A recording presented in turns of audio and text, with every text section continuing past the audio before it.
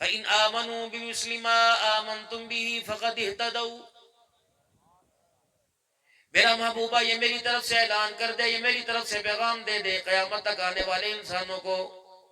اگر یہ تیرے سے پوچھے ایمان کا مزاج کیسا ہونا چاہیے، ایمان کا ذائقہ کیسا ہونا چاہیے، ایمان کا رنگ کیسا ہونا چاہیے، بِمِثْلِ مَا آمَنْتُمْ بِهِ فَقَدِ اهْتَدَوْا، ان سے کہہ دو ایسا ایمان لاؤ جیسے میرے یار ایمان لے کے آئے.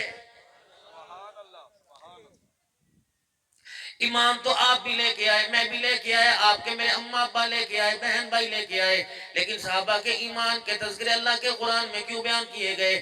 میرے عزیزو، جب اللہ اس کے رسول کی محبت کی باری آتی ہے، پہلے میں اپنی دکان کو دیکھتا ہوں، پہلے میں اپنے کاروبار کو دیکھتا ہوں، پہلے میں اپنے رشتہ داروں کو دیکھتا ہوں، اپنے کنبے کو دیکھتا ہوں، اپنے حالات کو دیکھتا ہوں، اپنے خاندان کو دیکھتا ہوں. کبھی جوان بچیاں میرے سامنے آ جاتی ہیں، کبھی بچوں کی نوکری میرے سامنے آ جاتی ہے، کبھی میری بیماری میرے سامنے آ جاتی ہے، کبھی گھر کی ڈیلیوری میرے سامنے آ جاتی ہے، کبھی کچا مکان مجھے نظر آنے لگتا ہے، کبھی دکان مجھے نظر آنے لگتی ہے.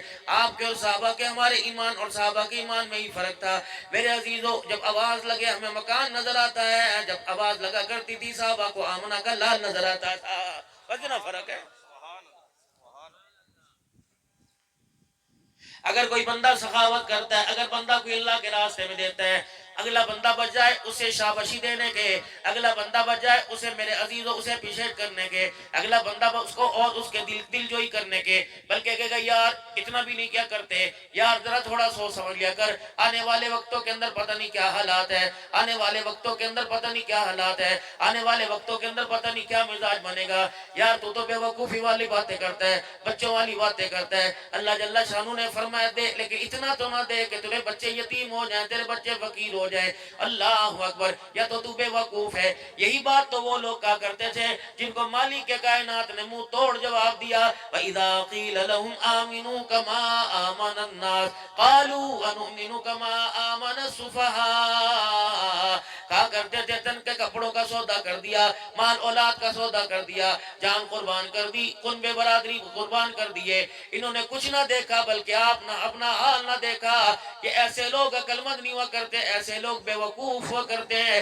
رب العالمین نے جب دیکھا نبی کے غلاموں کو بے وقوف کہا جا رہا ہے، مالک کائنات نے قرآن پاک میں ڈانٹ دیا، الا انہم هم السفہاء. او لوگو، میرے نبی کے یاروں کو بے وقوف نہ کہو. ان کے بڑھتی ہوئے محبت اور ایمان کو دیکھ کر تم جلتے ہو، تمہارے سے بڑا کائنات کے اندر بے وقوف کوئی نہیں. کو ماں میرے عزیز و استعمال کرتا ہے، جب اسے فائدہ نظر آئے، رات کو پیسہ لگائے صبح فائدہ نظر آئے، دن کو پیسہ لگائے شام کو فائدہ نظر آئے. اور آپ کو بھی ایسی بولیاں بولنے والے بہت سارے نظر آئیں گے. آدھے گھنٹے کے بعد دیکھنا 2 کا 4 ہو جائے گا، 4 کا 2 ہو جائے گا. لیکن مالک کائنات قرآن کریم میں جس فائدے کا اعلان کر رہے ہیں، اس کی ضمانت کون دے رہے ہیں؟ سارے نبیوں کا سردار جناب محمد الرسول اللہ صلی اللہ علیہ وسلم اپنی نبوت والی زبان سے فرما رہے ہیں، او لوگو اللہ وعدہ کر رہا ہے اور آمنہ کا لال اس وعدے کے درمیان ضامن بن رہا ہے. یتیم کے سر پر ہاتھ پھیرنے سے وعدہ فرمایا گیا.